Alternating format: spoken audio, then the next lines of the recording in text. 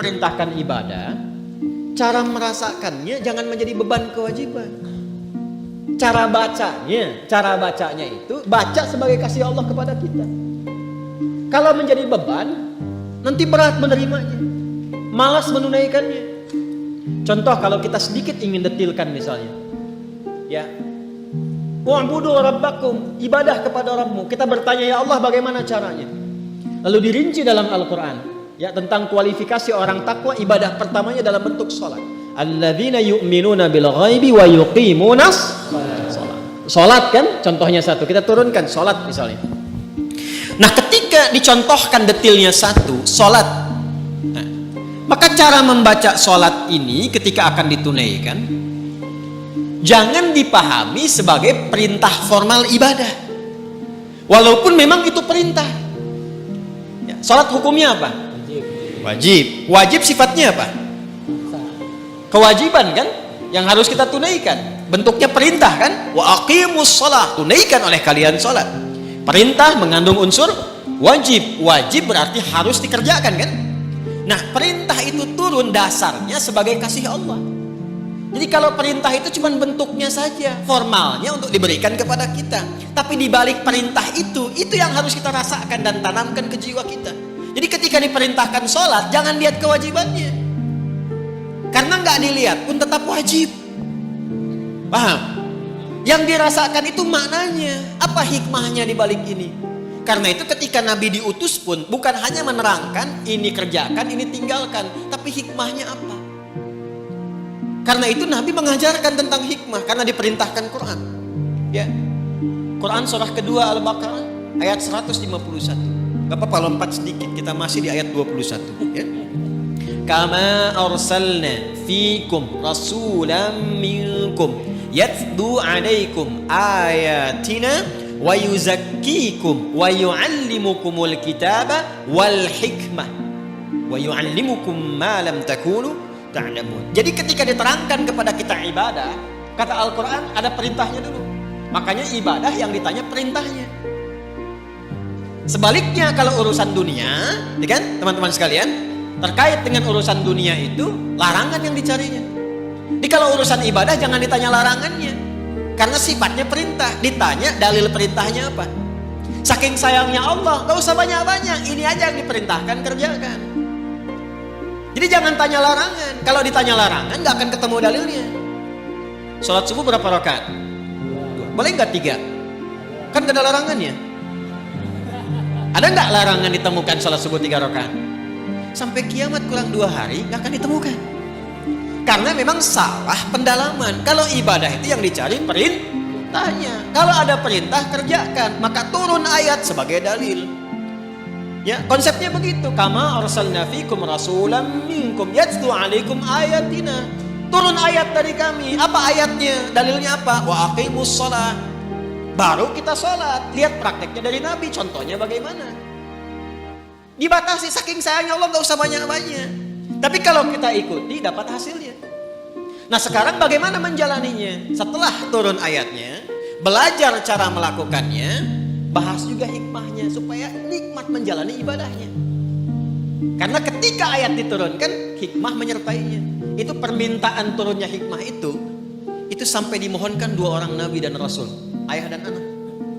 Nabi Ibrahim dan Nabi Ismail setelah tuntas alaihi wassalam meninggikan bangunan Ka'bah yang runtuh bagian atasnya di masa Nabi Nuh karena terkena banjir itu, tersisa pondasi.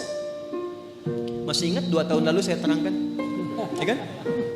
Pondasi bahasa Arabnya kalau satu kaidah, kalau banyak jamak qawaid.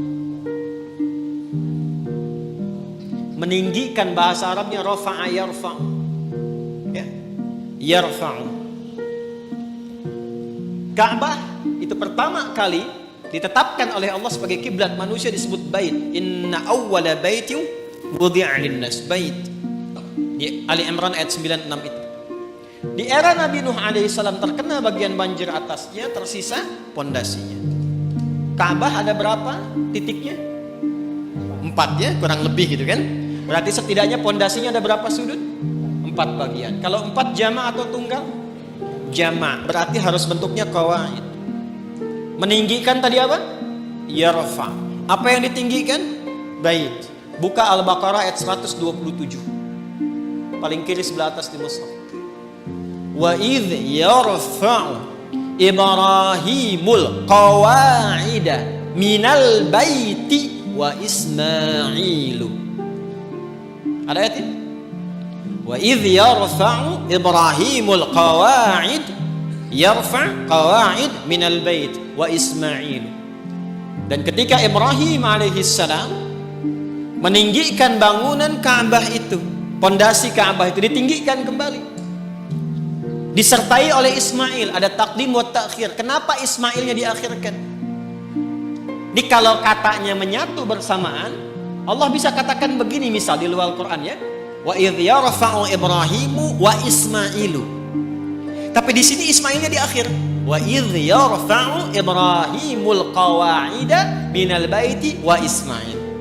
Kalau keduanya subjeknya disatukan, itu pekerjaannya sama bobotnya.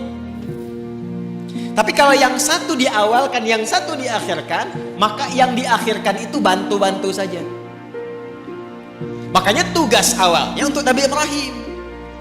Nabi Ibrahim ketika melangkahkan kaki pertama untuk membangun sesuatu, langkah untuk menunjukkan kemuliaan membangun sesuatu, itu makam namanya. Makanya tapaknya makam Ibrahim itu kan ada ya, kekinian itu lokasinya. Nah di situ pertama kali itu menapak untuk meninggikan kembali. Begitu kemudian mau membangun, meninggikan, anak datang. Nanti saya rinci saat Idul Adha. Datang merasakan beban ayah. Itu tidak mudah menemukan anak yang ketika ayahnya kerja merasakan itu, ingin bantu, itu gak mudah. Bagaimana bisa begitu? Nanti pas khutbah Idul Adha saya terangkan. Singkatnya datang bawa batu. Batu bahasa Arabnya itu hajar. Ya. Kalau disusun-susun jadi satu bagian disebut hijr. Kalau menjadi ruangan disebut hujrah. Maka datang bawa batu, disusun-susun itu. Nah bagian itulah yang disebut dengan hijr Ismail sekarang. Asalnya begitu. Nah secara singkatnya ketika sudah jadi bangunannya itu, berdoalah kepada Allah. Di antara doanya itu yang ayat 129.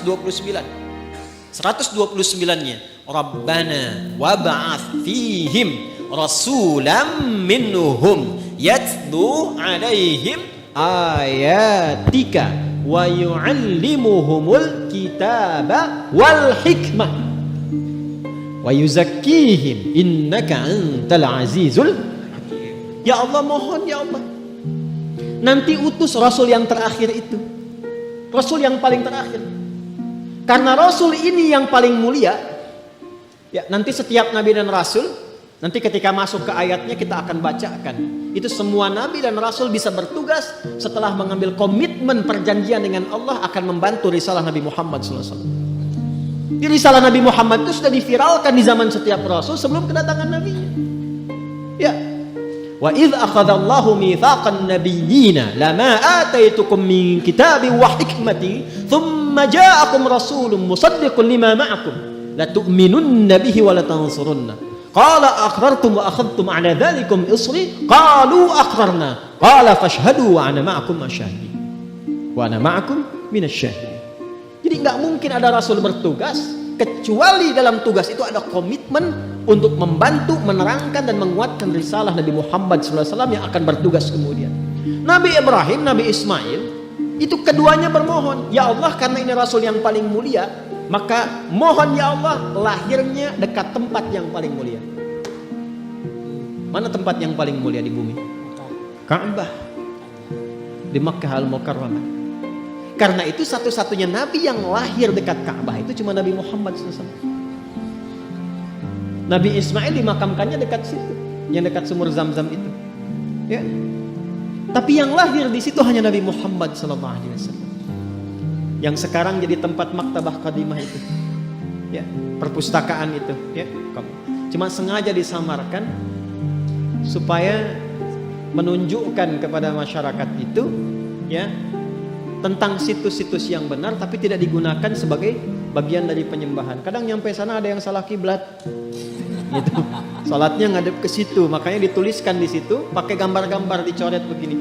Nanti yang umrah saya terangkan beberapa bagiannya di mana lokasinya. Ya, nanti ada di situ dekat rumah Abu Jahal, ada di situ. ya, rumah Sayyidah Khadijah. Nah, di tempat Nabi lahir itu ada keterangan di tembok sama gambar. Yang sujud dicoret, kan? Yang bawa macam-macam dicoret. Itu dituliskan pakai bahasa Arab, bahasa Inggris, bahasa Urdu, dan bahasa Indonesia. Artinya ada orang Indonesia yang ke situ juga salah kiblat. Dan jarak Nabi Muhammad SAW ke Nabi Ismail, Nabi Ibrahim itu bisa 29 sampai 30 generasi. Setiap generasinya bisa bertahun-tahun.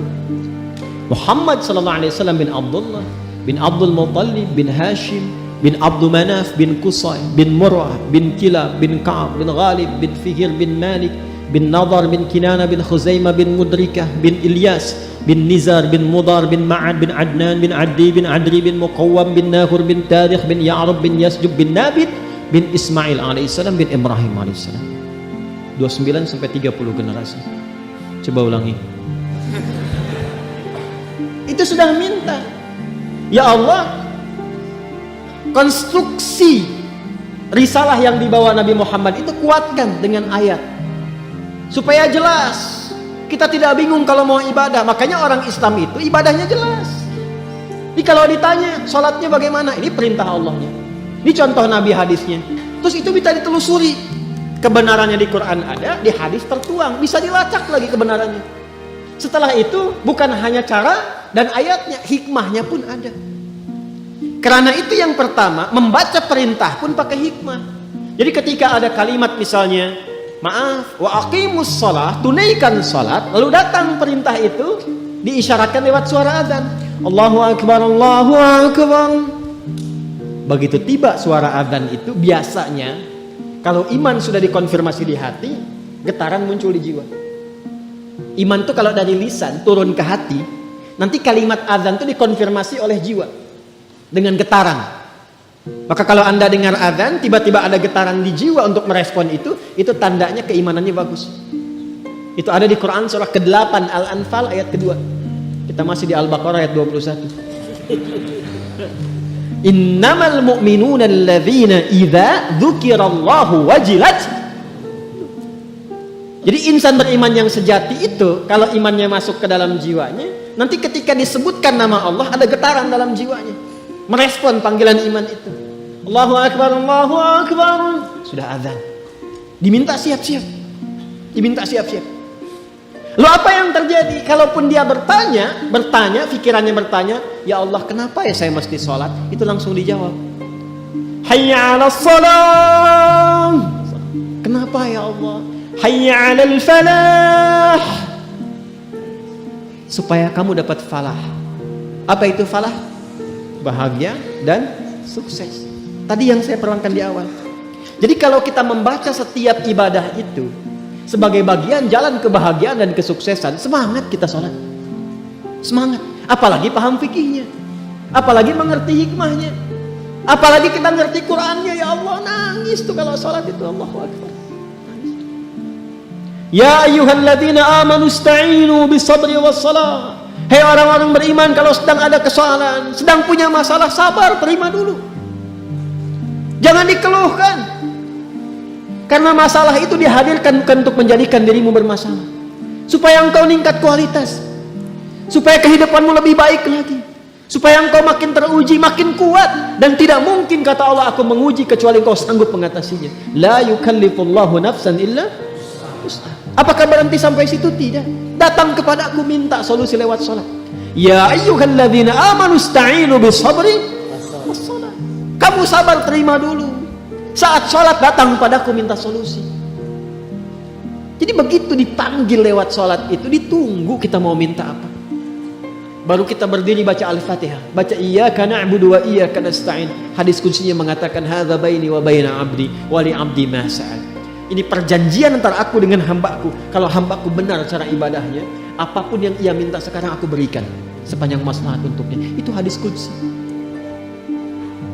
Ibadi khalaqtuka lil ibadati fala tal'ab wa qasamtu laka rizqaka fala tal'ab wa qasamtu laka rizqaka fala tat'ab. Hambaku, aku ciptakan kau itu untuk ibadah. Wa ma khalaqtul jinna wal insa illa. Aku ciptakan kau untuk ibadah. Artinya kita dicipta ini memang supaya bahagia. Karena ibadah itu pengantar kebahagiaan. Kita itu tercipta untuk senang, saking sayangnya Allah kepada kita. Kehidupan rumah tangga itu menyenangkan. Kerja itu membahagiakan. Jadi kalau kita larut dalam kesedihan, berarti ada sesuatu yang tidak berjalan dalam kehidupan kita itu. Wa qasamtu laka rizqaka fala tat'am. Kamu aku ciptakan untuk ibadah, jangan banyak mainnya, kata Allah. Kalau kamu benar ibadahnya, jangan khawatir tentang rizki. Aku bagi dan aku percepat.